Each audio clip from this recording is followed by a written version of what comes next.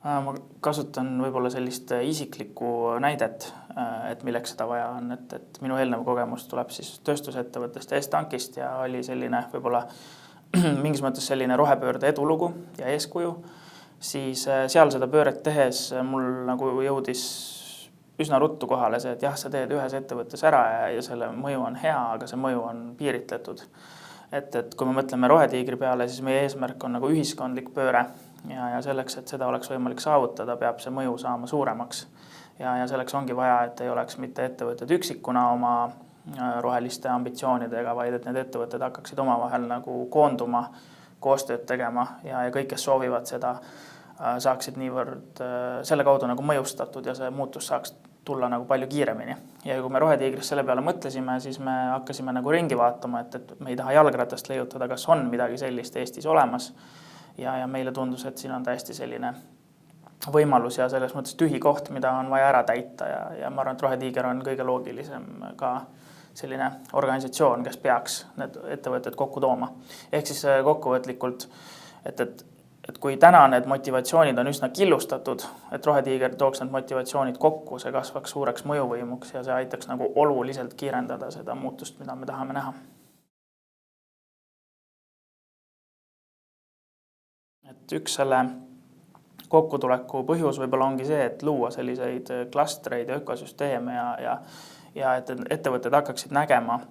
nagu oma tegevuse mõju ka suuremalt kui ainult, ma ei tea, oma kasum või ma ei tea, oma sellised tavapärased piirid. Ja siin see pilootprogramm ongi olnud juba väga hea näide, et kuidas esiteks samasugused probleemid on, võtame näiteks kõige lihtsama probleemi on paberarved, et ma ei tea, Elisa saadab siin 70 000 tükki iga kuu ja kõigil on justkui sarnased, et siin saab teha näiteks ühist kampaaniat, teavitustööd, et lihtsalt inimesed nagu vähendaksid või siis räägiksid oma, ma ei tea, vanavanematega või kellele see veel see nagu paber nagu oluline on, et siis nagu nooremad aitaks seda muutust teha, et me näeme neid kohti juba hästi palju, kus on hästi sarnased teemad ja koos on nagu palju lihtsam mõjusamalt neid probleeme lahendada. Aga kui rääkida ka nagu võimaluste poole pealt, siis on veel juba näiteid. Meil on näiteks sattunud pilootprogrammiga Ahel, et meil on Agrone, kes siis iga 4 liiter piima Eestis, mida me joome, tuleb nende lehmadelt. Meil on Tere, kes teeb sellest toote ja meil on Coop, kes selle toote maha müüb. Siis nemad juba vaatavad mingeid oma nagu ahela üleseid asju nagu koos, kuidas seda rohelisemalt ja paremalt lahendada. Meil on Rocca al Mare kool, kes näiteks on käinud külas Alexelal, teisel Rohetiigri organisatsioonil, nende CNG tehases vaatama, kuidas siis nagu keskkonnasõbralikku gaasi toodetakse. Meil on sama kool teeb projekti Elisaga, et kuidas kohustuslikku kirjandust saaks lugeda nagu digitaalselt, et ei ole seda, et raamatukogus raamatut ei olnud või ema ei toonud raamatut. Et palju selliseid asju, mis on täiesti iseenesest tekkinud ilma, et meie Rohetiigrina oleks seda kuidagi võimestanud. Me lihtsalt panime nad nagu mingis mõttes ühte programmi või ühte ruumi ja need ideed võrsusid ise. Et me näeme, et kui teha nagu, ütleme, meil on 15 pilooti, kui meil oleks 250 organisatsiooni, keda me sihime järgmise aasta lõpuks, sul on täiesti kindel, et neid selliseid omavahelise koostöösidemeid hakkaks tekkima seal nagu väga palju ja see on selle muutuse nägemises ütlemata olulisel kohal.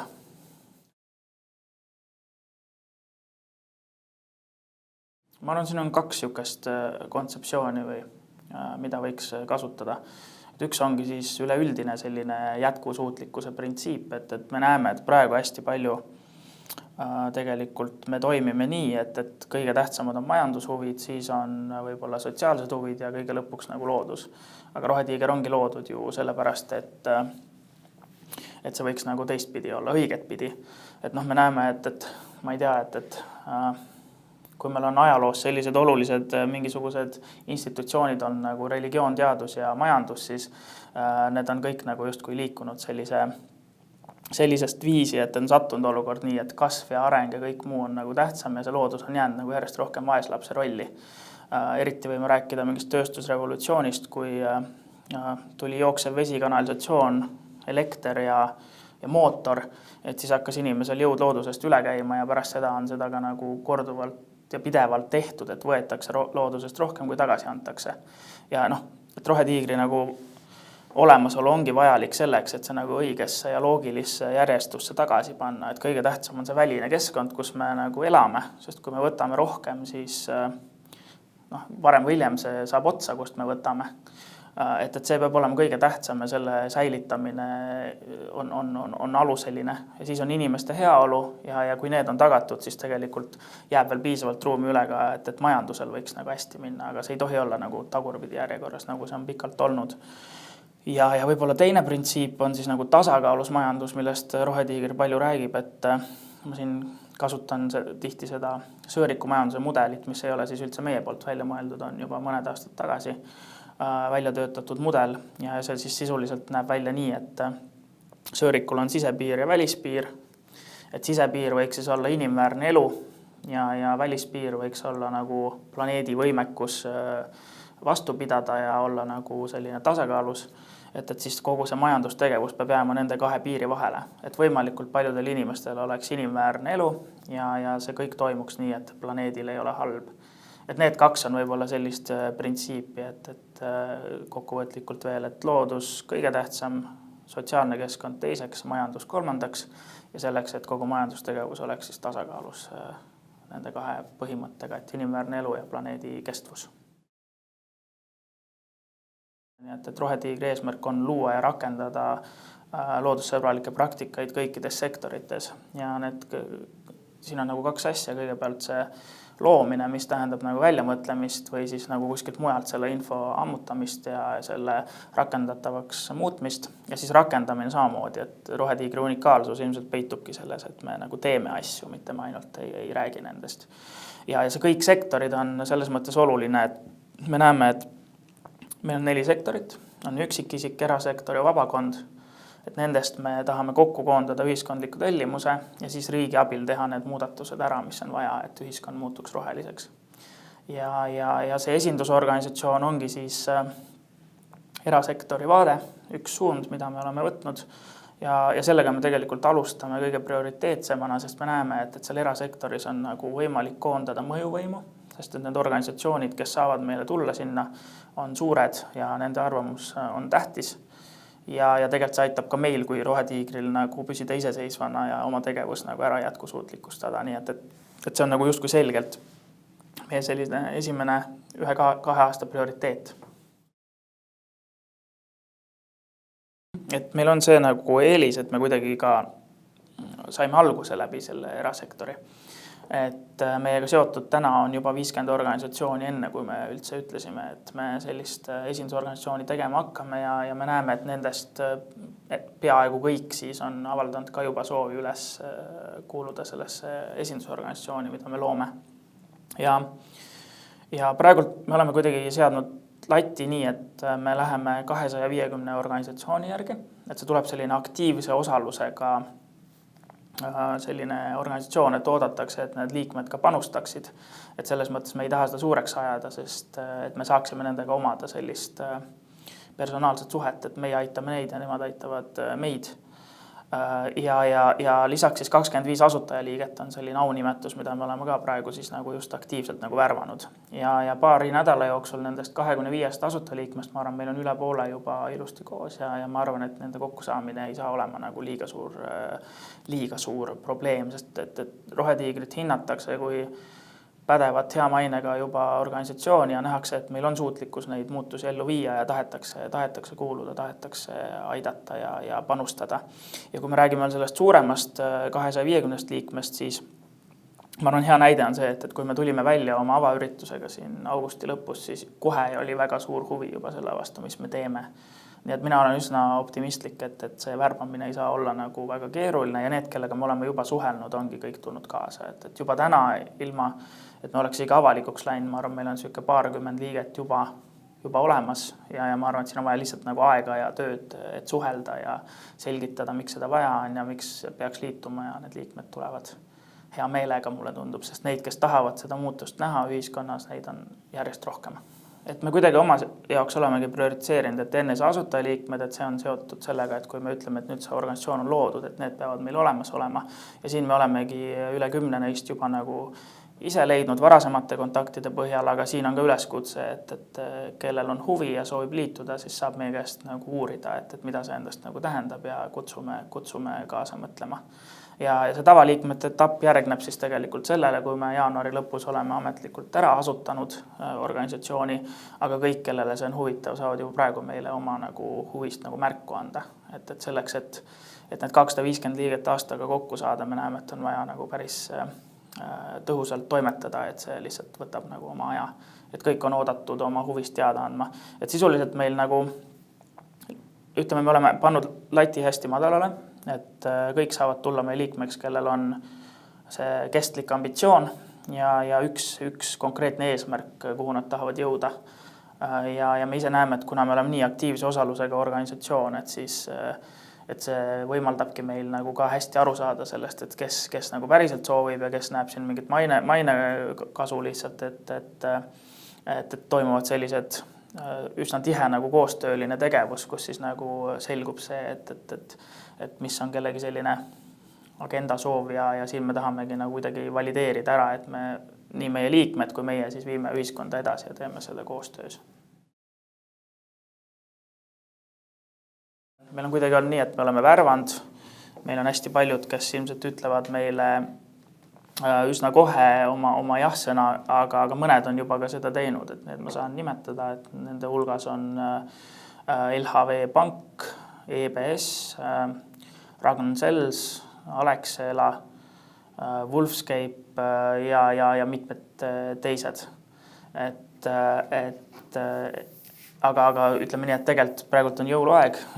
et me ootame siin veel nagu nädala-paari jooksul nagu väga mitmeid jah-sõnasid, mis on sellised 99% kindlad, vaid lihtsalt sellise vormistamise taga.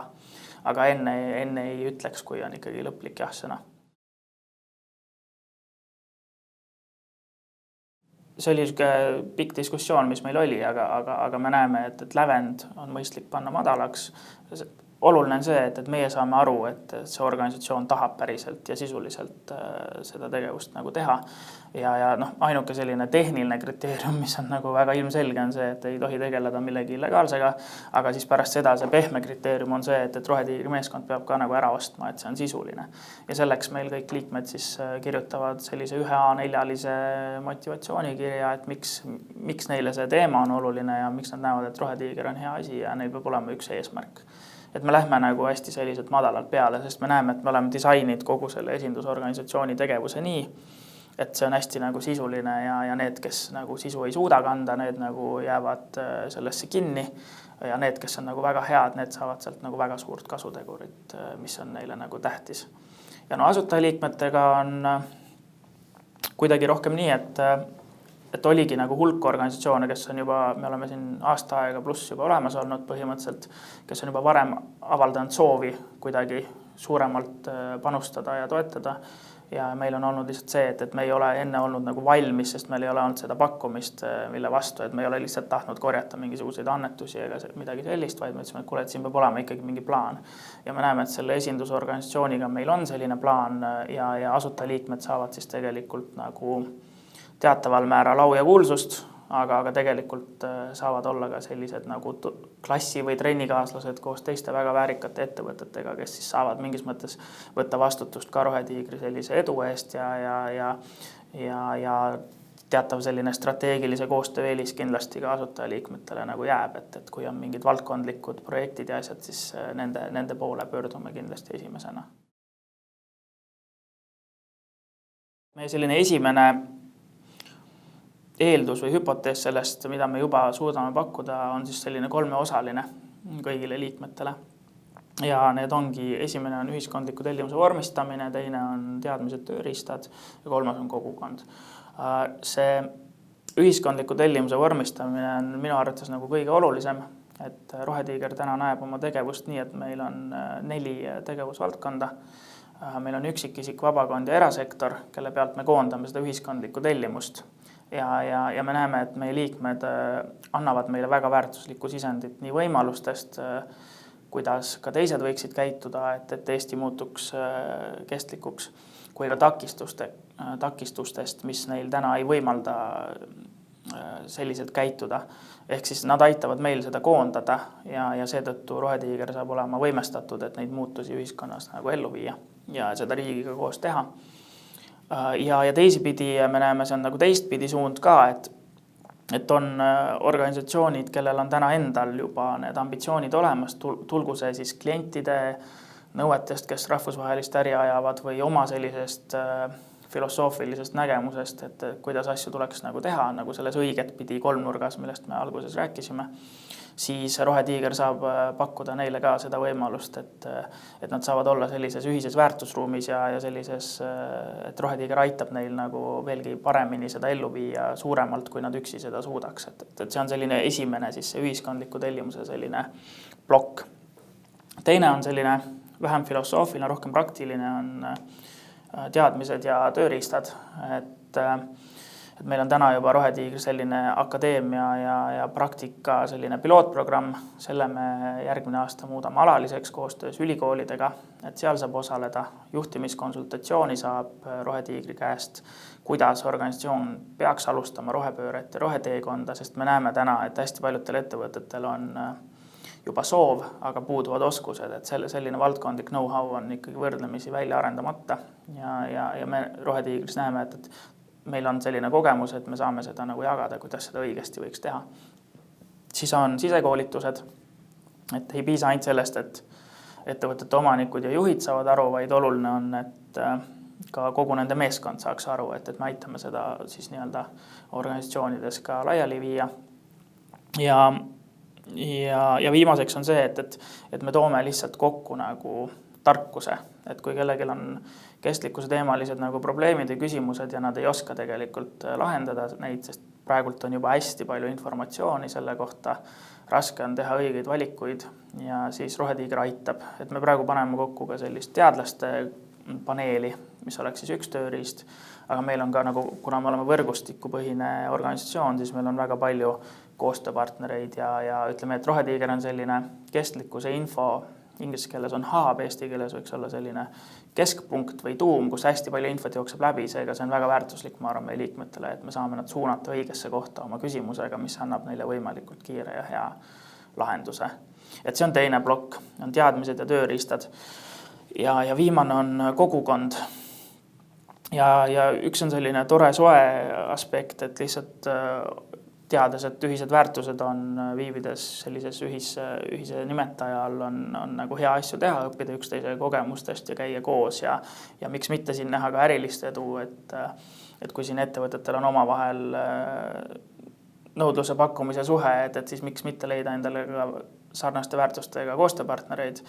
aga mis on minu arvates veelgi tähtsam ja see tuleneb Rohetiigri oma plaanidest, on see, et kui me tahame ühiskondlikku muutust, siis peab toimuma ettevõtete vahel senisest hoopis suurem selline klasterdumine ja koostöötamine. Et enne juba mainisin siin, kuidas pilootprogrammisse on alguse saanud ja ma arvan, et selles esindusorganisatsioonis see on selline võib-olla isegi kõige olulisem koht. Et kui ühe ettevõtte jäätmed võivad olla teise ettevõtte materjal, kui lihtsalt midagi koos tehes suudame väga palju ebaefektiivsust kuskilt nagu välja lülitada, mingit protsessi tõhusamaks muuta. Neid võimalusi on hästi palju ja selleks oleks vaja, et koguneksid sellised ettevõtted, kes siis ühiselt tahavad seda paremat tulevikku luua ja me näeme, et siis neid lumepalle hakkab sealt mäe pealt nii palju korraga alla veerema, et see lumepall läheb nii suureks, et tuleb ka see kriitiline mass, mis on vajalik ühiskondliku pöörde tegemiseks. Et see on võib-olla selline minu enda arvates selline hästi praktiline asi, mis juhtub. Ehk siis ühiskondliku tellimuse koondamine, teadmised, tööriistad ja kogukond on täna nagu 3 sellist kategooriat, mida meie liikmed siis saavad. Aga me näeme ise ka, et see rajaneb meie hetke hüpoteesidele, küll teataval määral valideeritud hüpoteesidele, aga me näeme, et see väärtuspakkumine areneb kindlasti edasi, kui me selle asjaga pihta hakkame ja näeme, saame tagasisidet, et kuidas see kõik toimib. Ütleks kõik, kellel on mis iganes põhjusel huvi selle tegevuse vastu, võivad meile pärast selle artikli ja video vaatamist kohe nagu teada anda sellest ja uuest aastast läheb nagu tegevus aktiivselt lahti, et jaanuari lõpuks me näeme, et meil peab olemas olema see asutajaliikmeskond ja järgmise aasta lõpuks peab olemas olema kogu see 250, keda me püüdma lähme, ehk siis saab olema selline aktiivne aasta selles mõttes selle liikmeskonna nagu ka värbamiseks, et kõik, kes ise meile teada annavad, teevad meie elu lihtsamaks.